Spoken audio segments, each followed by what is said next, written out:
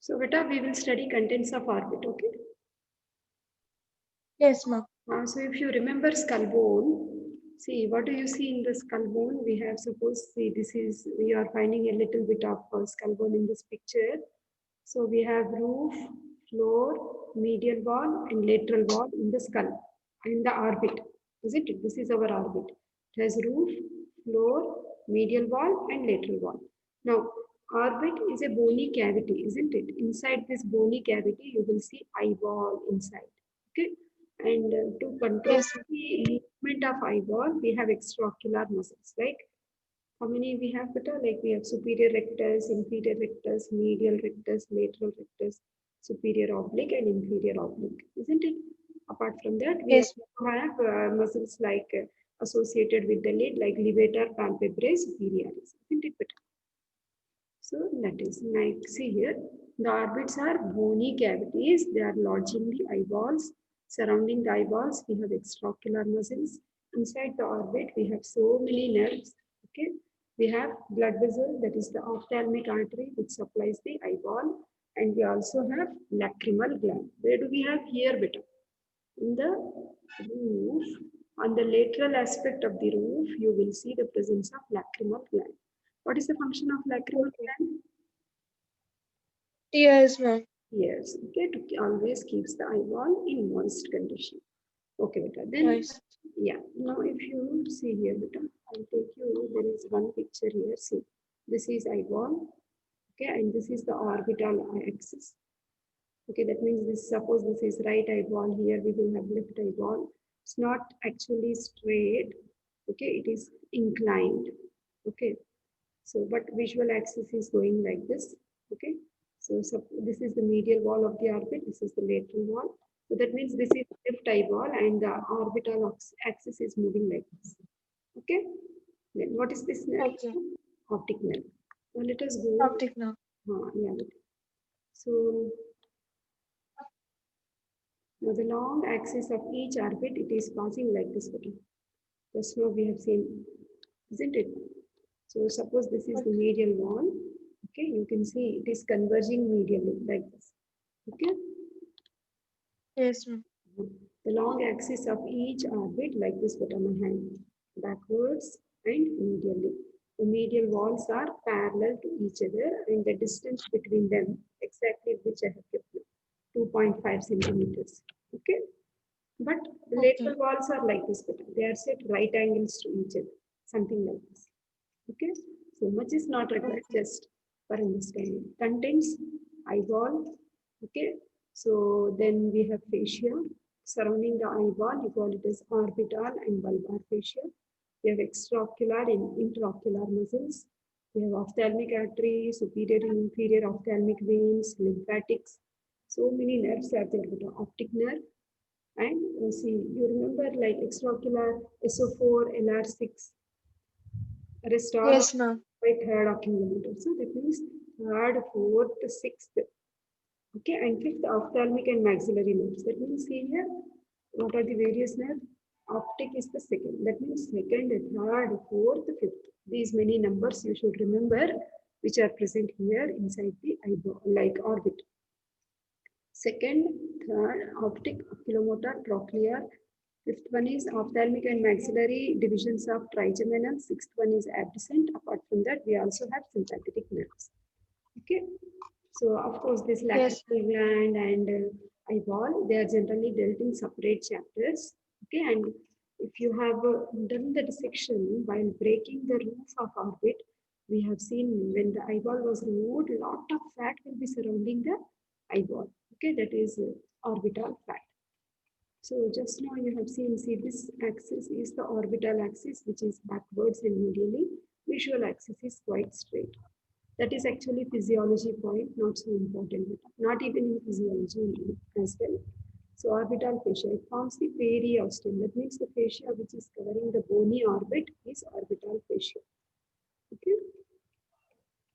okay.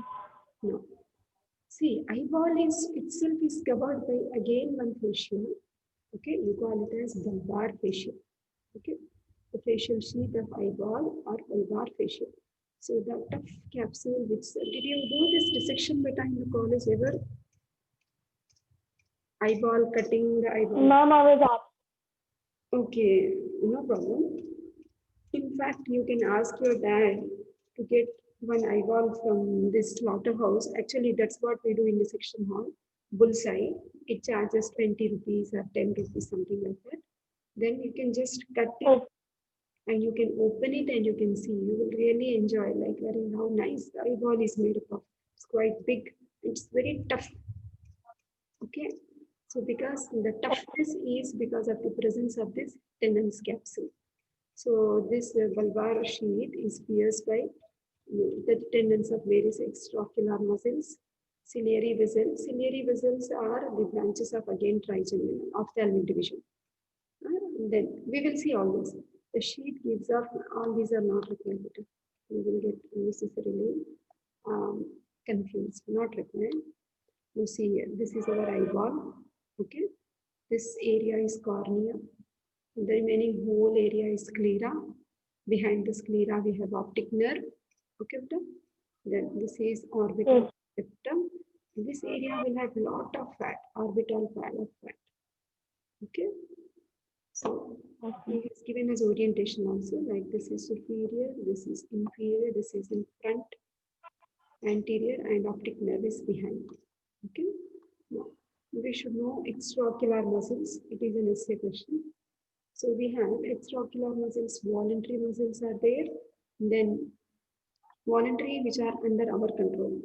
Like those are superior, inferior recti, medial and lateral recti, and superior oblique, inferior oblique. And levator palpebrae superioris, which is present in the upper eyelid and which helps in elevation of upper eyelid. Okay.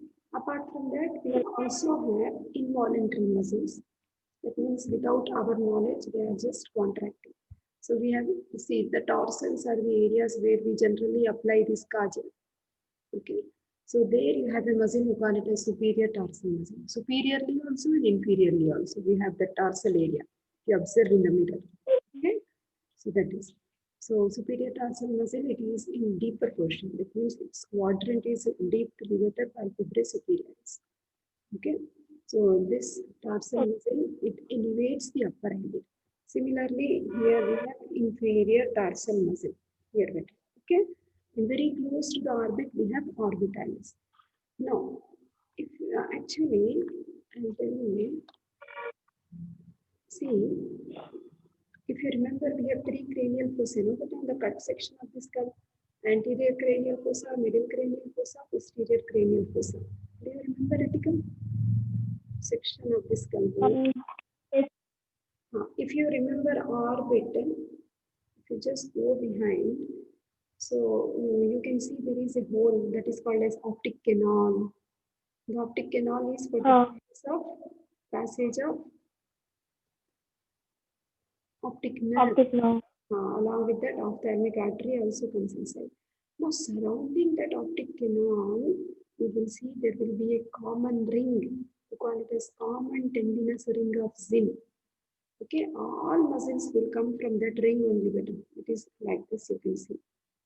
This picture has been taken. See, this is superior orbital fissure.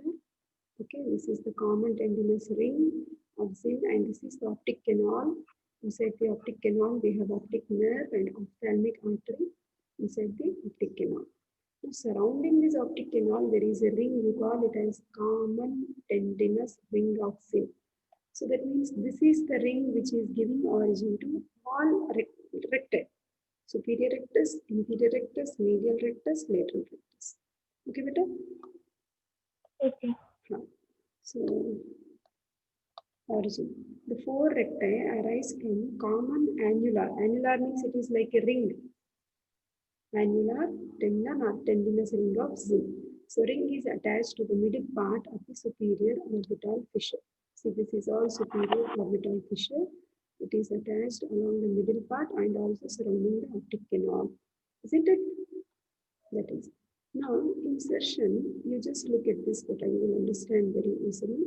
This is our nasal side. That means this is medial, this is lateral, this is superior, and this is inferior. Now, Superior rectus. Now, suppose this is cornea. Cornea is black part of the eyeball. Sclera is white part. Okay, connecting the cornea and sclera, you have sclerocorneal junction. Okay, beta, sclero, this area. This is cornea, this white is sclera, and the junction we have is sclerocorneal. Actually, this here shown as pupil. This is our cornea, whole thing. In white is sclera, so this black line will indicate sclerocorneal junction. Okay, sclerocorneal junction. Now we have different millimeters away from sclerocorneal junction. We have the insertion of all these four recti. Okay, so medial, lateral, inferior, and superior recti. They just get, see, the recti are inserted into the sclera a little posterior to the limbus. That is nothing but sclerocorneal junction. Okay. Now see here, apart from these four muscles, we also have two more muscles, no? Like superior oblique is there and inferior oblique is there, isn't it? Now, superior oblique is actually passing through the pulli. Pulli is actually formed by the thickening of the fascia which is surrounding the eyeball, that is bulbar fascia. So this is superior oblique is passing through this pulli and then it is getting inserted below superior rectus. Okay, below superior rectus laterally. Now, if you observe inferior rectus will be coming from the floor of the orbit, this area floor. Okay, superior rectus will be coming like from like something like greater ring of the sphenoid bone and the adjacent part of the orbital bone. Okay, and then it comes like this and gets inserted below. It runs below superior rectus to get inserted laterally. Inferior rectus. Inferior oblique runs below inferior rectus. This is all inferior oblique. It is running below inferior rectus and it is also getting inserted laterally below lateral rectus. Okay, so apart from the four recti, we have two oblique muscles. Okay, the tendon of superior oblique passes through fibrocartilaginous pulli. Just now you have seen that green color attached to the trochlear fossa frontal bone. It is inserted into the sclera behind the equator of eyeball between superior rectus and lateral rectus. This is the superior rectus, this is the lateral rectus. Between these two, you can see the insertion of superior oblique. Okay, beta? Then the inferior oblique is fleshy throughout. That means it doesn't have any pulli or something like that. Okay, and it is same. Just below superior rectus, you will see the insertion of inferior rectus. Okay. Then, apart from this, we have levator palpebrae superioris. Okay, so these are inserted into, like actually it splits into superior lamella, inferior lamella. Superior lamella is getting inserted into the superior tarsus. Inferior lamella is getting inserted into the upper margin of the superior tarsus and also superior conjunctival fornix. Conjunctiva is when you lift the eyelid, you will find some whitish area, no? That is the conjunctiva. No. So that is all about the extraocular muscles. Superior rectus, inferior rectus, medial rectus, lateral rectus, superior oblique, inferior oblique. We should know origin, insertion, and nerve supply and action. So nerve supply coming to this, see all extraocular muscles except SO4, LR6. That means superior oblique is supplied by trochlear and lateral rectus is supplied by abducent. Rest all extraocular muscles, they are supplied by oculomotor nerve. Okay, beta? Except superior oblique and lateral rectus, all extraocular muscles are supplied by oculomotor nerve. Okay? Now, see, before I take you to actions, I actually want you to remember this picture also, very, very important.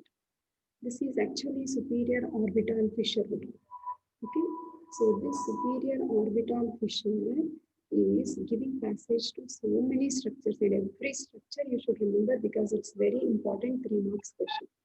Okay, now what are the various structures we have? See, superior orbital fissure is opening like this. It's an opening which you are seeing between two bones. What are those? This is the body of sphenoid bone, this plate, and this is the greater wing of sphenoid bone. Between these two bony plates, that means within the sphenoid bone, you will see this fissure. We have actually passed the probe also when you came to me I've shown like how can we pass the flow and everything, isn't it? No. So you can see if lockdown gets over again, you can come back and I can show you everything. This before your practicals. Okay, beta? Yes, ma'am. Need not worry. Okay, see, these are the contents we have: inferior ophthalmic vein, then we have abducent nerve, nasociliary nerve. Abducent is 6, nasociliary is the branch of ophthalmic division of trigeminal nerve. Okay, we have upper and lower divisions of oculomotor, trochlear, frontal, lacrimal are also branches of ophthalmic division of trigeminal nerve. And this is recurrent meningeal branch of ophthalmic artery. Okay, all these contents. See, to be very simple and easy, we are finding what are the 4th, 5th, 6th cranial nerves. Isn't it? Second one is in the optic nerve. Oculomotor in 2 divisions, upper and lower divisions. And then abducent is there, trochlear is there, ophthalmic artery recurrent branch, and the ophthalmic veins, superior and inferior ophthalmic veins. Like that, you remember. Ophthalmic division of trigeminal, nasociliary, lacrimal, and frontal branches we have here. Okay. So that is it.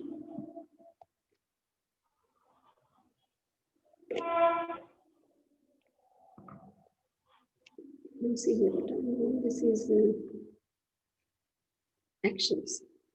Now the movements of eyeball, we have actions something like around transverse axis, upward rotation and elevation. Actually, very good tables are given in our textbook.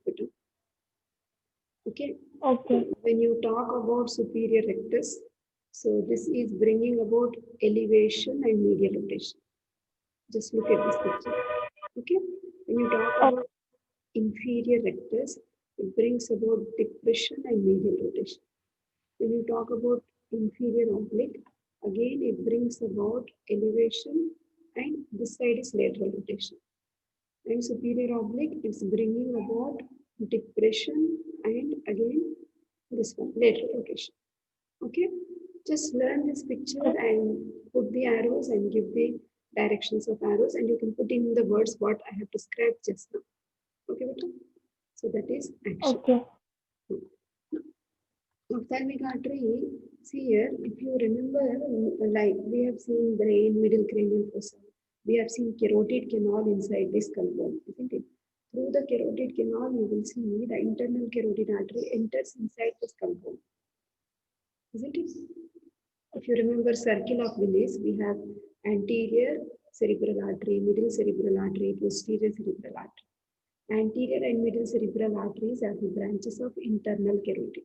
Just for you to recollect, I told that in the skull bone, through carotid canal, the internal carotid artery is now entering into the skull. Once it enters into the skull, it gives one branch which is going inside the orbit. The name which is going inside the orbit is ophthalmic artery, which is in turn a branch of internal carotid artery. So what are the various branches you are finding here? The ophthalmic artery is actually passing through the optic nerve in the form of central artery of retina. This one. Okay, beta? So apart from now, you should know which is the medial side and which is the lateral side of the picture. Now see, this is the medial side of the picture because lacrimal gland, that means this is my right eye as though it's placed like this. So this is medial, this is lateral. Lateral side only we have lacrimal gland. Okay, this is lateral. Okay, so see this ophthalmic artery now. What are the branches? It is dividing into, it's giving one branch laterally, you call it as lacrimal branch. This lacrimal branch is giving recurrent meningeal branch, which is passing through superior orbital fissure. Okay, it is communicating with middle meningeal artery. Middle meningeal artery is a branch of maxillary artery. No? Okay. So see, lacrimal artery is giving zygomaticofacial and zygomaticotemporal branches. Now, lateral division. Now, coming to medial division, see, this is moving like this. One. So this medial division, it is posterior ciliary artery, which goes and supplies the ciliary ganglion, and anterior ciliary artery, Both are concerned with supplying of the ciliary ganglion. Now, apart from this medial branch, it also gives branches. You remember skull bone blood supply? They go like this: supraorbital and supratrochlear arteries. No, so I told you supratrochlear, supraorbital are the branches of internal carotid, whereas the other branches we have are the branches of external carotid, and there is anastomosis of external and internal carotid because of these two arteries. These are supratrochlear and supraorbital arteries. Okay, so here we have cribriform plate of ethmoid will be there in the anterior cranial fossa at this point. So piercing that, you will see the ethmoidal arteries, anterior ethmoidal, posterior ethmoidal, dorsal nasal. Okay, just practice this diagram and write in your own words in case if this question comes with. Okay, did you understand, Ritika? Yes, ma'am. Okay. Whatever I told you, it's written here. Ophthalmic artery is a branch of cerebral part of internal carotid artery. The artery enters the artery through orbit through optic canal. The artery pierces the dura mater. That's why I told you central artery of retina is going inside. No, that is. Branches, see, central artery of retina is an end artery. Branches arising from lacrimal. We have seen laterally lacrimal gland. Then we have two zygomatic branches, zygomaticofacial and zygomaticotemporal, lateral palpebral, recurrent meningeal branch, and muscular branches. These are coming from the lacrimal artery. From the main trunk, we have long and short ciliary arteries, upper ciliary ganglion, supraorbital, supratrochlear. For cribriform plate of ethmoidal bone, I said anterior and posterior ethmoidal branches. And medial palpebral. Palpebral means which helps in bringing about the movement of lids. That is the meaning of palpebra. Okay. Apart from that, if you just remember the picture of superior orbital fissure, there I have shown you two veins, superior ophthalmic vein and inferior ophthalmic vein. These are actually going and draining into the main ophthalmic vein. Finally, if you remember cavernous sinus, incoming channels, we have superior ophthalmic vein and inferior ophthalmic vein draining into cavernous sinus. Okay, better? That means from here it goes into dural venous sinuses. That is, to be more specific, cavernous sinus. So now see, what are the various nerves we saw in the orbit? Second, third, fourth, fifth, sixth, isn't it? So optic nerve is actually optic nerve is considered as the expansion of brain which is projecting into the eyeball.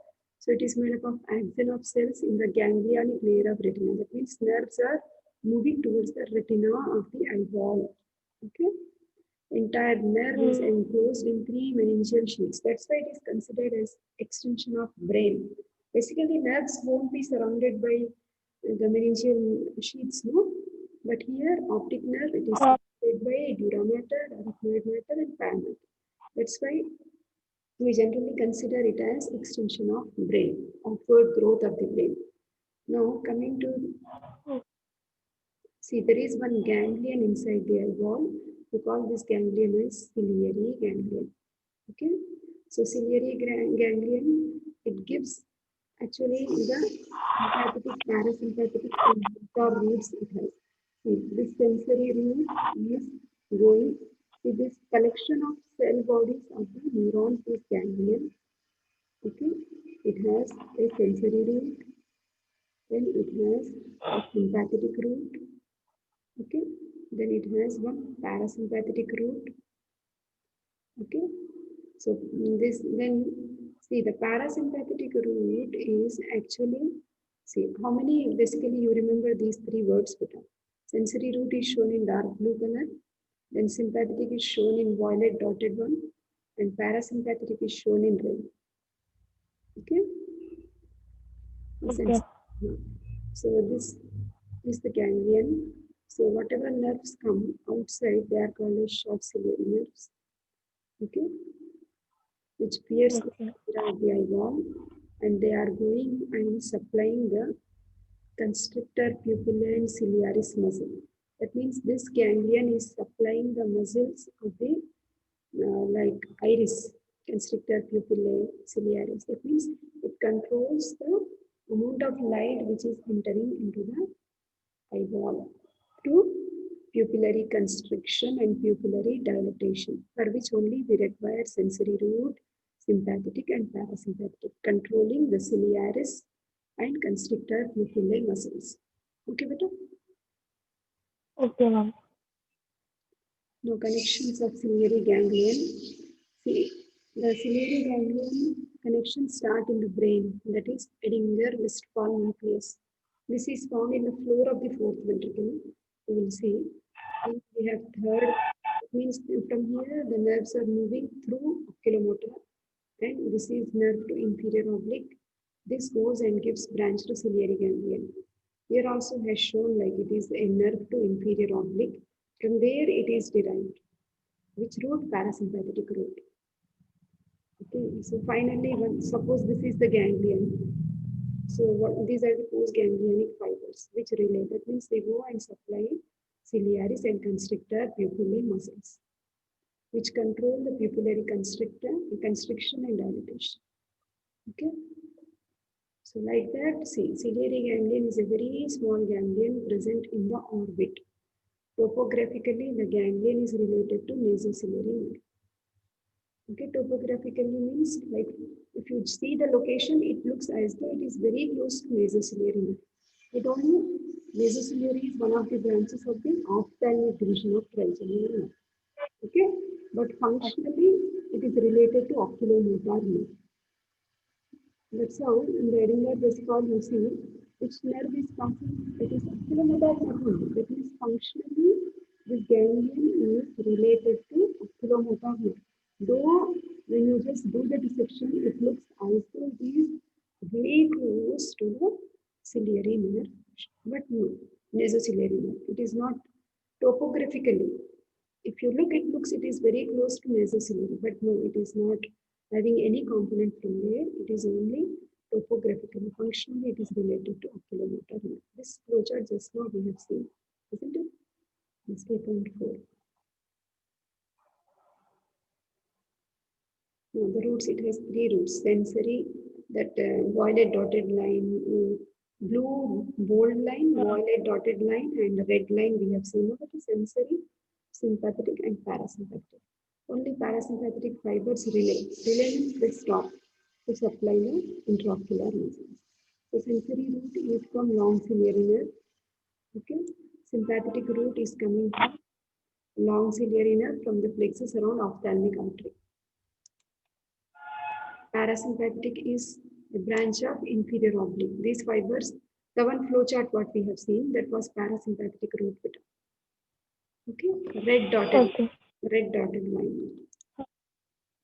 This one. This is parasympathetic. This is sympathetic. You just, while reading, you have a look at this picture, it becomes easy for you to understand. Okay, so this ganglion gives 10 to 12 short ciliary nerves. What are these short ciliary beta? Suppose this is the ganglion. Whatever nerves are coming outside, you call them as short ciliary nerves. So 10 to 12 such short ciliary nerves contain postganglionic fibers. They supply constrictor or sphincter pupillae for narrowing the pupil, and ciliaris muscle for increasing the curvature of anterior surface of lens, which is helpful during accommodation of eye. These are the functions which are performed by ciliary ganglion. Okay, beta? Okay. So now branches of ophthalmic division of trigeminal. I told you ophthalmic, frontal, nasociliary, and lacrimal. This we have seen in superior orbital fissure, isn't it? See the name of artery also, these nerves. See, if you remember the nerve supply of scalp, we have supraocular artery and supraocular nerves also. So supraocular, supraorbital nerves are the branches of frontal subdivision of the ophthalmic division of trigeminal nerve. Okay. So next ciliary branch to ciliary ganglion. It gives 2 to 3 long ciliary nerves. Posterior ethmoidal, infratrochlear, anterior ethmoidal. These are the nerves coming from here. There's so many details, nobody will ask you, but you can still see here. See, this is our trigeminal ganglion. This fifth cranial nerve. We know it has 3 subdivisions. This is ophthalmic, this is maxillary, and the one which is cut is mandibular. Mandibular I have discussed when we were doing muscles of mastication and temporomandibular joint. Anterior posterior division, I gave you code ALI, ALI, isn't it? Yes, ma'am. You just try to recollect that. So this is ophthalmic beta. Once it goes like this, it goes into the scalp like supratrochlear and supraorbital. Okay. This is eyeball. Black area is cornea. Bluish area is sclera. This point of junction of sclera and cornea is sclerocorneal junction. Pure black in color is pupil. Okay. That is. Okay. These are surrounding things are extraocular muscles. Superior rectus, inferior rectus, medial rectus, lateral rectus, superior oblique, and inferior oblique. And the other cranial nerves are also shown, like oculomotor and abducent. So this picture is showing so many things. So you will get confused. Not required, but this is enough. Okay. So you can see few facts like levator palpebrae superior. It's partly supplied by oculomotor and partly by sympathetic fibers. Central artery of retina is end artery. What is the difficulty with end arteries? If this artery is blocked, there is no collateral circulation. That means nearby arteries are not there to support if this artery is blocked. Okay. That esophageal already I told you. So Edinger-Westphal nucleus, I told you, it is supplying the ciliaris and constrictor pupilla. That's it, beta. Okay, we'll stop here. Yes, ma'am. Okay.